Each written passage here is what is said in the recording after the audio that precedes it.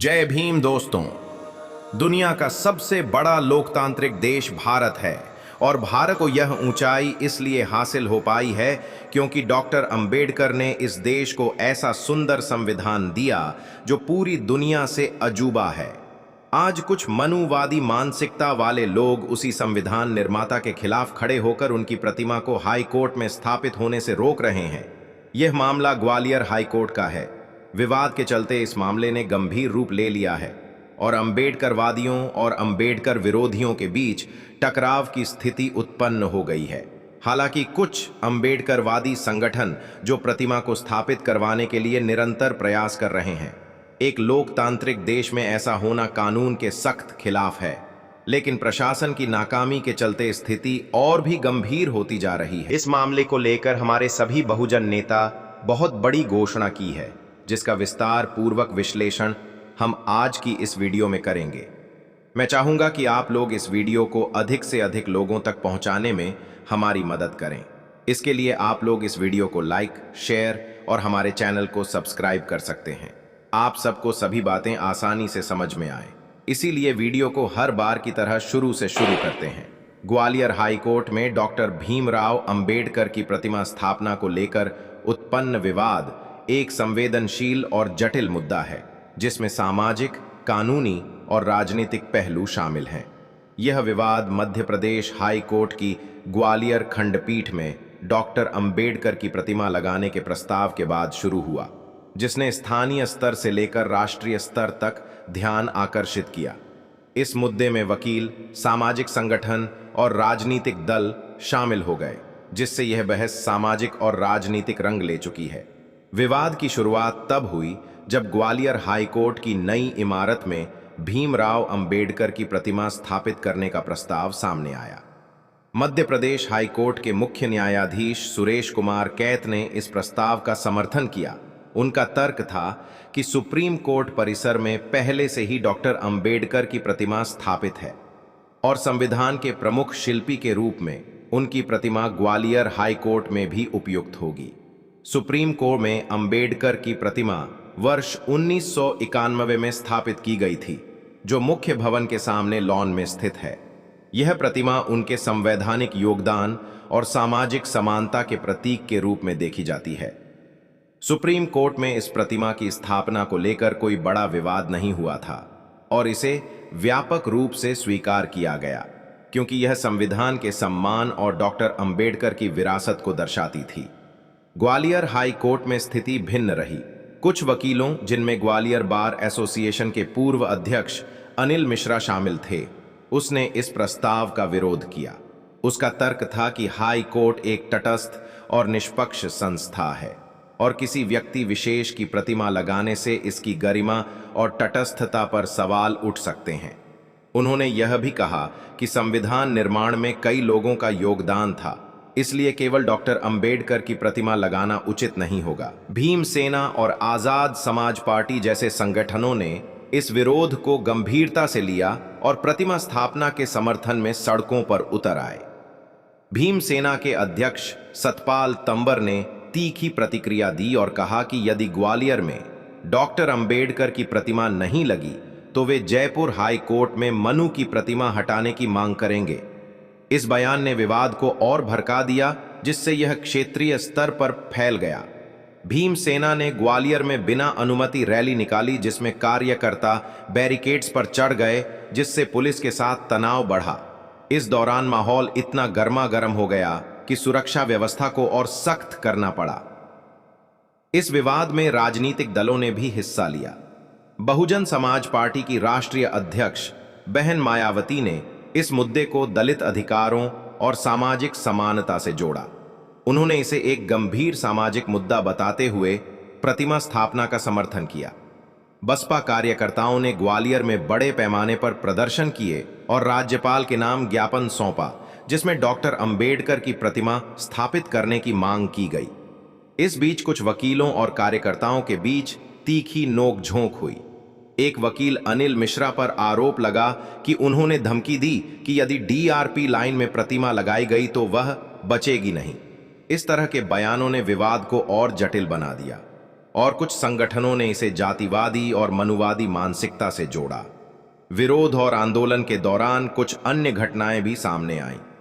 कुछ वकीलों पर महिला पुलिसकर्मियों के साथ बदतमीजी करने और तिरंगा लगाकर माहौल खराब करने का आरोप लगा। इस विवाद ने दिल्ली, हरियाणा और राजस्थान जैसे राज्यों में भी प्रतिक्रियाएं उत्पन्न की, जिससे यह राष्ट्रीय स्तर का मुद्दा बन गया। सुप्रीम कोर्ट में डॉक्टर भीमराव अंबेडकर की प्रतिमा को संविधान के प्रतीक के रूप में सहजता से स्वीकार किया गया था, लेकिन ग्वालियर में यह मुद्दा सामाजिक और राजनीतिक ध्रुवीकरण का कारण बन गया। कुछ लोग इसे जातिवाद और मनुवाद से जोड़ रहे हैं, जबकि अन्य इसे न्यायिक संस्थान की तटस्थता से संबंधित मान रहे हैं।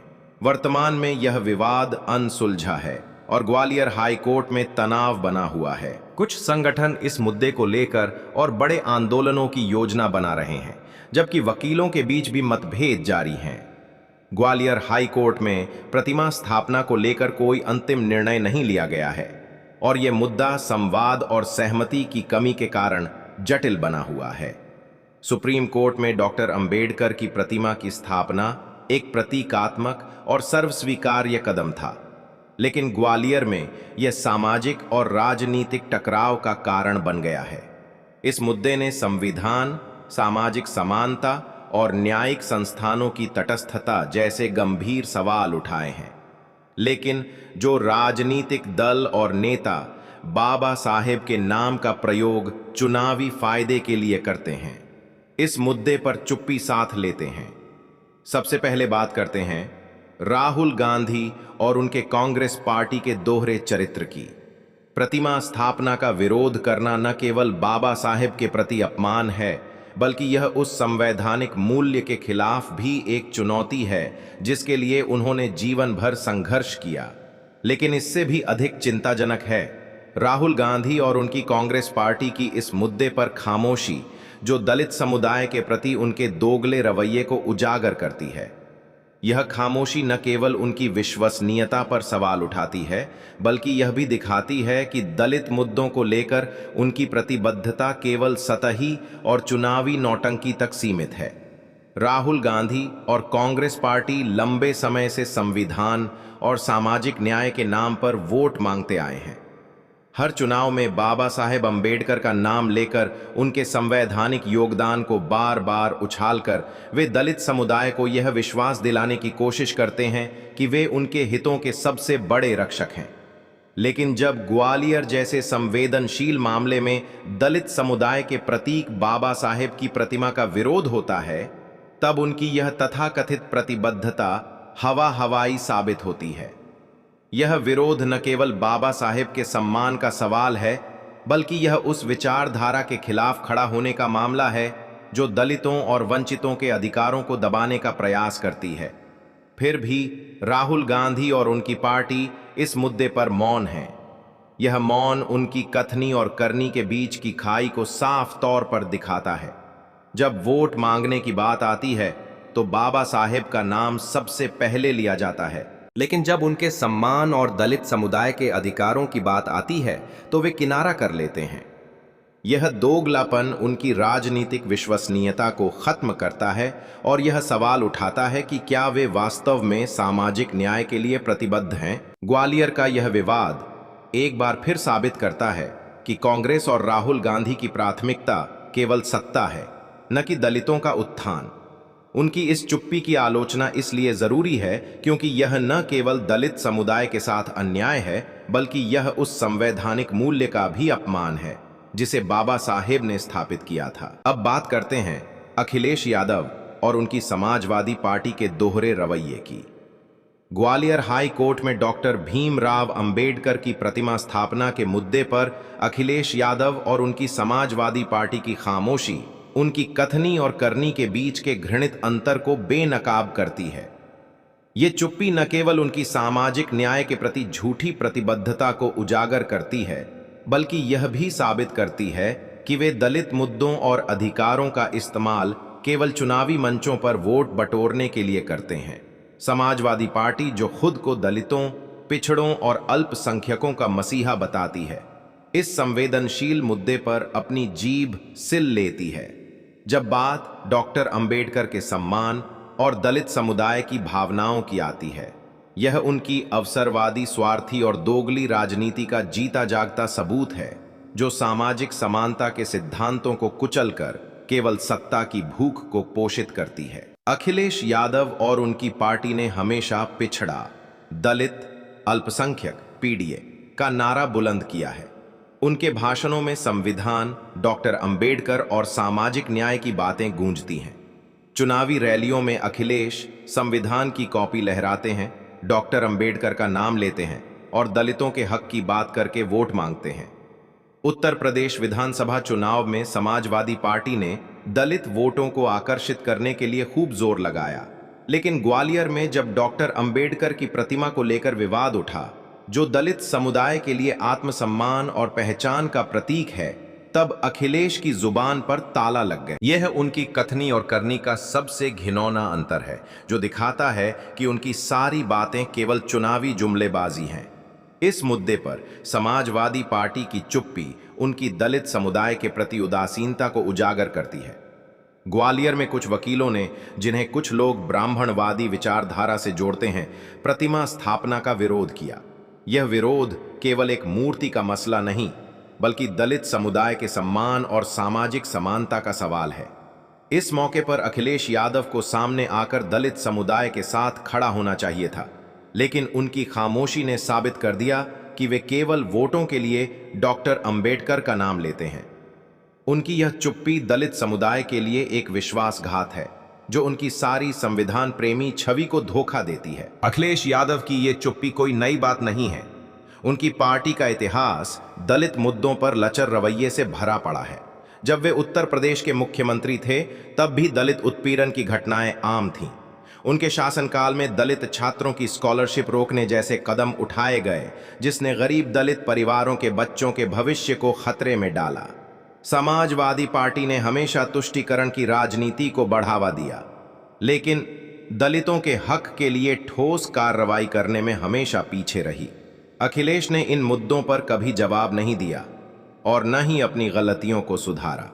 ग्वालियर में उनकी चुप्पी इस पुराने पैटर्न का हिस्सा है, जो उनकी दलित विरोधी मानसिकता को उजागर करता है। अखिलेश की इस दोगली नीति का एक कारण उनकी रणनीतिक कायरता है। समाजवादी पार्टी सवर्ण और पिछड़े वोटों के बीच संतुलन बनाने की कोशिश करती है और इसीलिए वे संवेदनशील मुद्दों पर स्टैंड लेने से बचते हैं।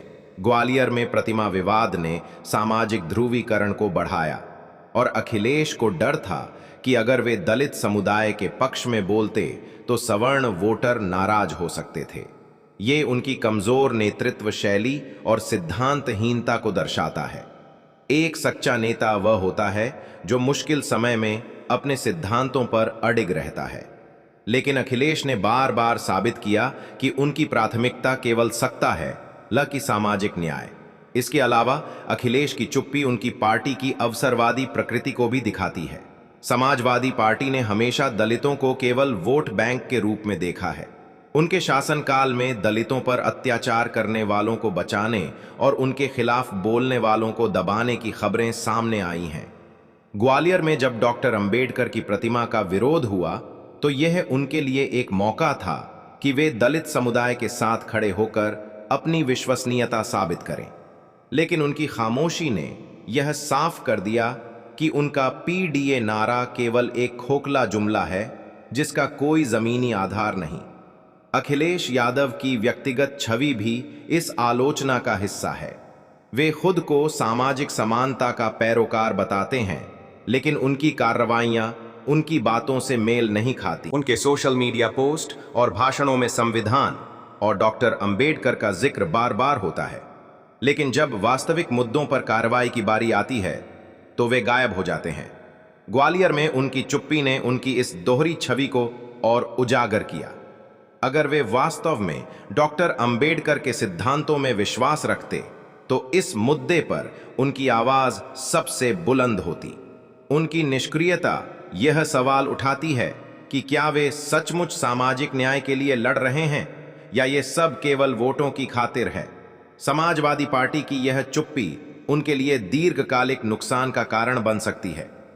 उत्तर प्रदेश और मध्य प्रदेश जैसे राज्यों में दलित समुदाय पहले से ही बहुजन समाज पार्टी और आजाद समाज पार्टी जैसे दलों की ओर आकर्षित हो रहा है। अखिलेश की इस निष्क्रियता ने इन दलों को दलित वोटों को अपनी ओर खींचने का और मौका दिया है। अगर समाजवादी पार्टी अपनी विश्वसनीयता बनाए रखना चाहती है तो उसे अपनी कथनी और करनी को संरेखित करना होगा। उनकी यह चुप्पी उस ब्राह्मणवादी मानसिकता को अप्रत्यक्ष रूप से समर्थन देती है जिसके खिलाफ बाबा साहेब ने जीवन भर संघर्ष किया। यह न केवल शर्मनाक है बल्कि ये बाबा साहेब के आदर्शों के साथ एक तरह की गद्दारी भी है। नरेंद्र मोदी और बीजेपी की इस कथनी करनी की खाई की आलोचना इसलिए जरूरी है क्योंकि ये दलित समुदाय के साथ विश्वासघात का प्रतीक है। वे बाबा साहेब के नाम का इस्तेमाल तो करते हैं, लेकिन जब उनके सम्मान और दलित अधिकारों की रक्षा का समय आता है तो वे मुंह फेर लेते हैं। यह व्यवहार उनकी राजनीतिक विश्वसनीयता को खत्म करता है और सवाल उठाता है कि क्या वे वास्तव में सामाजिक न्याय के लिए प्रतिबद्ध हैं।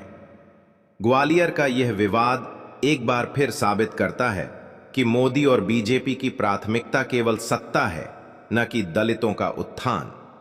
उनकी इस चुप्पी की निंदा इसलिए आवश्यक है क्योंकि यह न केवल दलित समुदाय के साथ अन्याय है बल्कि यह उस संवैधानिक मूल्य का भी अपमान है जिसे बाबा साहेब ने स्थापित किया था। दोस्तों, आपकी इस पर क्या राय है? हमें कमेंट में जरूर बताएं। वीडियो देखने के लिए आपका बहुत बहुत धन्यवाद। हमें कमेंट करके जरूर बताएं कि आप मेरा वीडियो कहां से देख रहे हैं।